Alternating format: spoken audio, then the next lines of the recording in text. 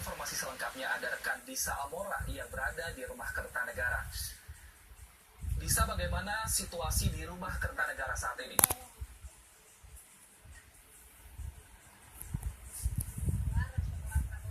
Bertajuk Tasyakuran Kemenangan Indonesia yang mana akan digelar di depan kediaman Capres nomor 02 Prabowo Subianto di kawasan Kertanegara, Jakarta Selatan. Dan suasana saat ini para pendukung sudah tampak hadir, kemudian juga mulai berdatangan di kawasan Kertanegara ini. Bahkan panggung untuk acara syukuran nanti pun juga sudah dipersiapkan, dan kami juga melihat dari sisi penjagaan ini anggota kepolisian pun juga terlihat di sekitar kawasan Kertanegara ini memang untuk mengamankan. Dan nantinya dari acara tasyakuran ini akan diawali terlebih dahulu sholat Jumat yang juga direncanakan Prabowo Subianto nanti akan melaksanakan sholat Jumat di masjid yang berdekatan dengan kediamannya, yang informasi kami terima di antara dua